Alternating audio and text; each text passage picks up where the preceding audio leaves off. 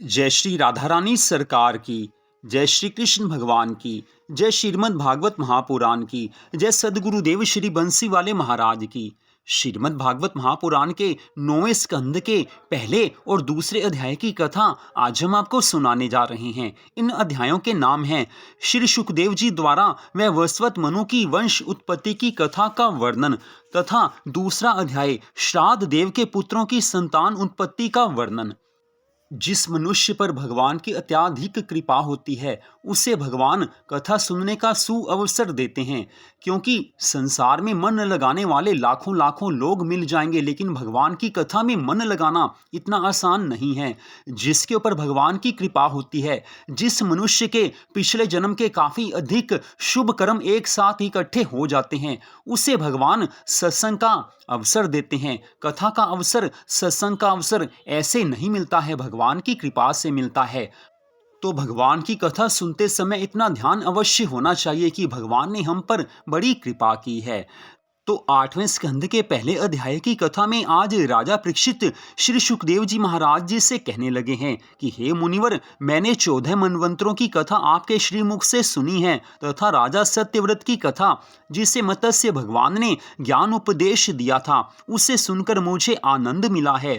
परंतु अब मेरी इच्छा ये है कि मैं आपके मुखारविंद से सुनूं कि कौन कौन से राजाओं ने कौन कौन से मनवंतर में राज्य किया है, अथवा इस समय जो सूर्य का पुत्र श्राद्ध देव मनु राज्य कर रहा है उसकी संतान उत्पत्ति की कथा का विस्तार पूर्वक वर्णन कीजिए। राजा परीक्षित के ऐसे प्रेम भरे वचनों को सुनकर श्री सुखदेव जी महाराज कहने लगे हैं कि हे राजा परीक्षित, उसका वर्णन विस्तार सहित तो कोई सैकड़ों वर्षों में भी नहीं कर सकता है, अतः मैं संक्षेप में उनकी कथा का वर्णन करता हूँ, इसलिए तुम उसे ध्यान पूर्वक सुनना।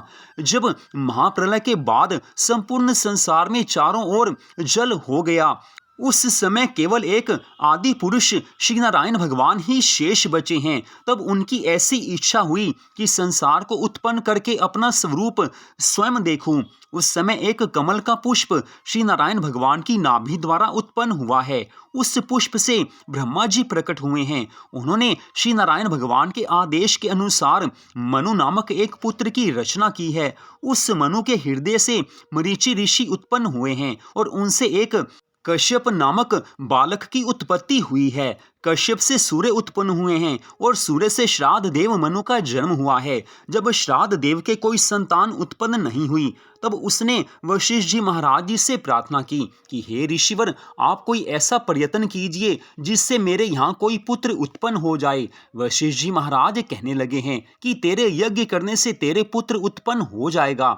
जब श्राद्ध देव मनु की पत्नी ने वशिष्ठ जी के साथी ब्राह्मण से, जो हवन कुंड में घी की आहुति दे रहा था, उससे कहा कि हे विप्रदेव, मेरी ऐसी इच्छा है कि मेरे यहाँ एक अत्यंत रूपवती कन्या का जन्म हो।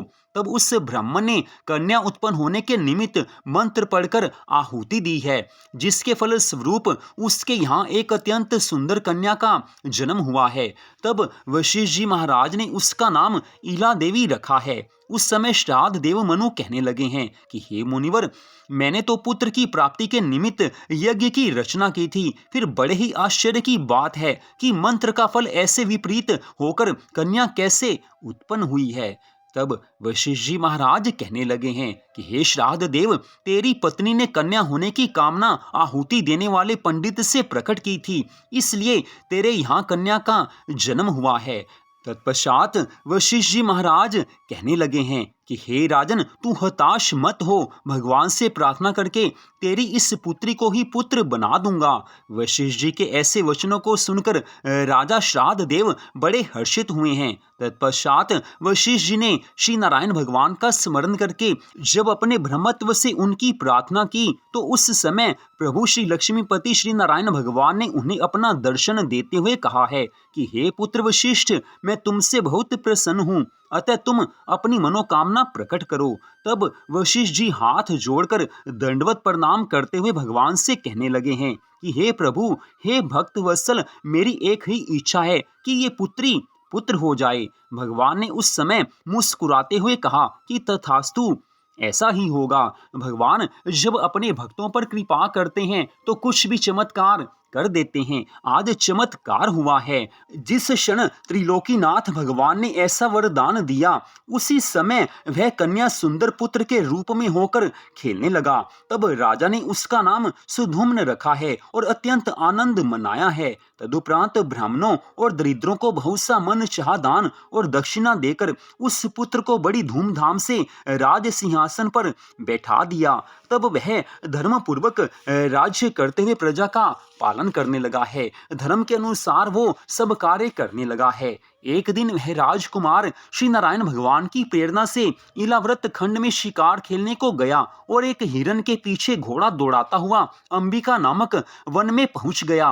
वहां जाते ही राजकुमार पुनः स्त्री बन गया, उसका घोड़ा भी घोड़ी बन गया तथा जितने भी उसके साथ सेवक थे वे सब भी उस वन में पहुंचते ही स्त्री बन गए। उस समय वे लोग लज्जा के कारण एक दूसरे को अपने मन की बात नहीं बता सके, अपना हाल नहीं बता सके।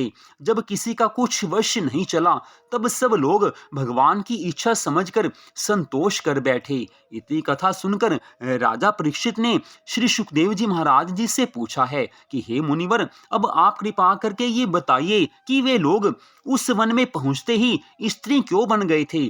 श्री सुखदेव जी महाराज कहने लगे हैं कि हे राजा परीक्षित, एक दिन की बात है, उस वन में भगवान शिव और माता पार्वती नग्न होकर तांडव नृत्य कर रहे थे कि उसी समय सनकादिक चारों भाई उनका दर्शन करने के लिए वहां पर आए हैं। जब उन ऋषियों ने भगवान शिव और माता पार्वती जी को प्रणाम किया तो पार्वती जी ने उन ऋषियों को देखकर लज्जा के कारण अपने नेत्र नीचे कर लिए। तब वे लोग वहां से निराश होकर श्री नर नारायण भगवान के दर्शन करने के निमित्त बद्रिकाश्रम को चल पड़े हैं।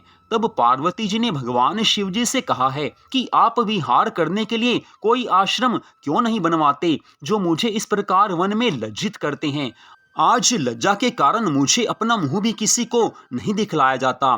पार्वती जी के श्रीमुख से इन वचनों को सुनकर महादेव भगवान कहने लगे हैं कि हे प्राण प्रिय, तुम रुष्ट क्यों होती हो। मैं इस वन को ऐसा शाप देता हूं कि आज से इस वन में देवता, दैत्य, मनुष्य तथा पशु आदि जो भी कोई पुरुष रूप में आएगा वह तुरंत ही स्त्री बन जाएगा। इसी कारण आज सुधुम्न इस वन में आते ही स्त्री बन गया था। भगवान शिवजी सदैव पार्वती जी के साथ वहां विहार किया करते हैं और पार्वती जी की 16,000 सखियां सदैव उनकी सेवा किया करती हैं। उस वन में भगवान शिवजी के अतिरिक्त कोई अन्य पुरुष प्रवेश नहीं कर सकता। जब राजा सुधुम्न वहां स्त्री हो जाने की लज्जा के कारण अपने घर नहीं जा सका तब अपने साथियों सहित उद्विग्न होकर उसी वन में चारों तरफ घूमता रहा। उस वन की दक्षिण दिशा में चंद्रमा का पुत्र बुध बैठा हुआ तपस्या कर रहा था। राजा सुधुम्न भी अचानक स्त्री रूप में उसी स्थान पर जा निकला और बुध तपस्वी होते हुए भी उसकी सुंदरता पर मोहित हुआ है। जब स्त्री रूप सुधुम्न ने उसको तपस्या करते देखा तो वह उस पर मुग्ध हो गया। तब उन दोनों ने वहां पर गंधर्व विवाह किया है और वहीं पर रहकर भोग विलास करने लगे हैं। जब बुद्ध की आज्ञा पाकर सुधुम्न के साथ की स्त्रियां किसी पर्वत पर चली गई तब उन्हें गंधर्व हरण करके अपने साथ ले गई। जब स्त्री रूप सुधुम्न के गर्भ से बुद्ध के द्वारा पुरूरव नामक पुत्र की उत्पत्ति हुई तब एक दिन सुधुम्न ने अपने हृदय में गुरु वशिष्ठ जी महाराज का स्मरण करके उनका ध्यान किया है। तत्पश्चात जब अंतर्यामी वशिष्ठ जी महाराज उसके पास आकर उपस्थित हो गए तब सुधुम्न ने हाथ जोड़ते हुए दंडवत करके उनसे अपना समस्त वृत्तांत कहा और विनती की है कि हे मुनिवर, अब आप कोई ऐसी कृपा कीजिए कि जिससे मैं पुनः पुरुष हो जाऊं। ये बात सुनकर वशिष्ठ जी महाराज कहने लगे हैं कि हे राजन, तू धीरज रख, मैं शीघ्र ही तेरे पुरुष रूप होने का उपाय करता हूँ। तदुपरांत जब वशिष्ठ जी ने सुधुम्न पर दया करके भगवान शिव का ध्यान और उनकी स्तुति की तब भगवान शिव और माता पार्वती जी ने दर्शन देकर बड़ी प्रसन्नता पूर्वक कहा है कि तुम्हारी क्या अभिलाषा है। वशिष्ठ जी महाराज आज भगवान शिव और माता पार्वती को दंडवत प्रणाम करते हैं। मन में प्रसन्नता है कि आज प्रभु ने दर्शन दिए हैं। उस समय वशिष्ठ जी महाराज हाथ जोड़ते हुए भगवान से प्रार्थना करने लगे हैं कि हे महादेव जी, आप सुधुम्न पर कृपा करके उसे पुनः स्त्री से पुरुष बना दीजिए। यह वचन सुनकर पार्वती जी बोली कि सुधुम्न के स्त्री हो जाने का कारण ये है कि महादेव जी भगवान ने अंबिका वन को शाप दिया हुआ है, अतः वह शाप मिट नहीं सकता है। पार्वती जी के इस प्रकार कहने पर महादेव भगवान ने दया करते हुए कहा है कि हे वशिष्ठ जी, सुधुम्न 1 महीना पुरुष तथा 1 महीना स्त्री रूप में रहा करेगा। ऐसा कहकर भगवान शिव माता पार्वती जी के सहित वहां से अंतर ध्यान हुए हैं। तब उसी समय राजा सुधुम्न पुरुष रूप होकर अपने पुत्र पुरूरव को साथ लेकर अपने राज भवन में आ गया है। वह 1 महीना पुरुष रूप में रहकर राज्य कार्य करता था और दूसरे महीने में वह स्त्री रूप के कारण बीमार होने का बहाना बनाकर राजमहलों में छिपकर रहता था। जब पुरुष रूप होने पर सुधुम्न के उसकी स्त्री से 3 पुत्र और पैदा हो गए, तब उसने कुछ दिन राज्य का सुख भोगा है और उसके पश्चात उसने अपना मन संसार से विरक्त कर लिया है। मन में एक ही भाव है कि संसार के सभी सुख देख लिए हैं, अब शेष जीवन प्रभु की याद में बिताना है, शेष जीवन भगवान को प्रसन्न करना है। उस समय में राजा महाराजा लोग कैसे होते थे? वो अपने जीवन में सुख भोगते थे, लेकिन एक आयु के बाद वो अपना मन भगवान के चरणों में लगा देते थे। राज सुख को छोड़कर वो वन में जाकर भगवान के निमित्त तपस्या करते थे। लेकिन आजकल के इस कलयुग में तपस्या करना तो दूर की बात है, लोग घर में भी भगवान की भक्ति नहीं कर सकते हैं। घर में भी कुछ क्षण बैठकर एक जगह भगवान का नाम नहीं ले सकते हैं। माया ने ऐसा लोगों को उलझाया हुआ है कि वो माया में फंसकर रह गए हैं। मायापति भगवान के श्री चरणों की शरण में वो जाते नहीं हैं, इसी कारण माया उन्हें नहीं छोड़ती है।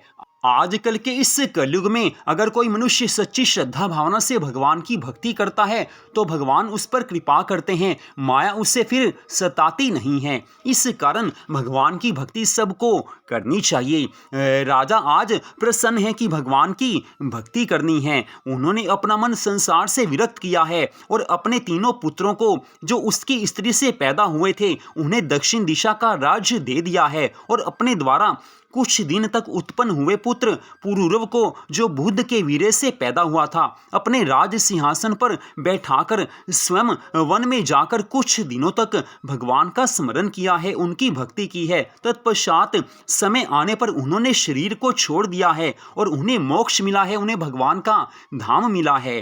तत्पश्चात राजा पुरूरव द्वारा चंद्रवंश तथा सुधुम्न के अन्य 3 पुत्रों द्वारा सूर्यवंश की उत्पत्ति हुई है। तत्पश्चात दूसरे अध्याय की कथा में श्री सुखदेव जी महाराज कहने लगे हैं कि हे राजा परीक्षित, जब राजा सुधुम्न वन में अपना शरीर छोड़कर मुक्ति को प्राप्त हो गया तब उसके पिता श्राद्ध देव ने और संतान उत्पत्ति के निमित्त श्री नारायण भगवान की तपस्या की है। तो श्री नारायण भगवान की इच्छा से उसकी श्रद्धा नामक स्त्री से 10 पुत्रों की उत्पत्ति हुई है। तब उसने अपने सबसे बड़े पुत्र का नाम इक्ष्वाकु रखा है, दूसरे पुत्र का नाम प्रखंदर हुआ है। वह दिन में गुरु वशिष्ठ जी महाराज की गौओं को चराता हुआ रात्रि में उनकी रखवाली किया करता था। एक दिन वर्षा ऋतु में रात्रि के समय एक सिंह ने एक गाय को आकर पकड़ लिया। तब गाय का बुरी तरह डकराना सुनकर प्रखंदर उठा और उसने बिजली की चमक से सिंह को देखकर उस पर तलवार का प्रहार किया है। गाय की रक्षा करने के निमित्त उसने सिंह पर तलवार का प्रहार कर दिया है, परंतु हुआ ये कि वह तलवार सिंह का एक कान काटती हुई गाय के पेट में घुस गई है, इसलिए वह गाय उसी समय मृत्यु को प्राप्त हुई है। तदुपरांत प्रातःकाल जब वशिष्ठ जी महाराज ने उस गाय को मरा हुआ देखा तो क्रोधित होकर प्रखंदर को शाप दिया है कि तेरी तलवार से गऊ की हत्या हुई है, अतः तू शूद्र हो जा। वशिष्ठ जी के शाप के कारण प्रखंदर ने राज्य का मोह त्याग कर वन में घोर तपस्या की है और श्री हरि भगवान का वो भक्त बन गया है। वह ब्रह्मचार्य धारण करके वन में श्री हरि भगवान का स्मरण करने लगा। एक दिन वन में आग लग जाने से वह वहां भस्म हुआ है। हे राजा परीक्षित, श्राद्ध देव का तीसरा पुत्र कवि नाम का था, वह परम हंस हुआ है। करुष नामक चौथे पुत्र से कार्ष जाति के क्षत्रिय उत्पन्न हुए, उन्होंने उत्तर दिशा का राज्य संभाला है। पांचवें पुत्र का नाम धृष्ट था, उसके द्वारा धृष्ट जाति के क्षत्रिय पैदा हुए हैं। वे अपने शुभ कर्मों से बाद में ब्राह्मण बन गए हैं। नृग नामक छठे पुत्र के वंशज सुमंत से लेकर अग्नि वंश तक तो क्षत्रिय रहे, तदुपरांत वे अग्निवंशी भी ब्राह्मण बन गए। नभक नामक सातवें पुत्र का नाभ नामक पुत्र हुआ। उसके कई पीढ़ियों बाद मरुत नामक एक ऐसा प्रतापी और चक्रवर्ती राजा हुआ जिसके बराबर किसी दूसरे राजा ने यज्ञ नहीं किए थे। उसी वंश में एक तृणविंदु नामक राजा ने अलंबुका नामक अप्सरा से विवाह किया है। उस अप्सरा द्वारा इड़बिड़ा नाम की एक कन्या का जन्म हुआ है, जो विशर्वा नामक ऋषि को ब्याही गई है। उस इड़बिड़ा के गर्भ से कुबेर नाम के पुत्र का जन्म हुआ है। तरणविंदु नामक राजा के विशाल नामक एक दूसरे पुत्र ने वेशाली नाम की नगरी बसाई थी। उसके वंश में हेमचंद्र और सोमदत्त आदि कई धर्मात्मा राजाओं का जन्म हुआ है। तो यहीं पर आज की इस परम सुंदर कथा का विश्राम होता है। आप सबने इस कथा को सुना, आप सबका हार्दिक धन्यवाद। जय श्री राधा रानी सरकार की, जय श्री कृष्ण भगवान की, जय सदगुरुदेव श्री बंसी वाले महाराज की, जय श्रीमद् भागवत महापुराण की। जय जय श्री राधे, जय जय श्री राधे, जय जय श्री राधे श्याम।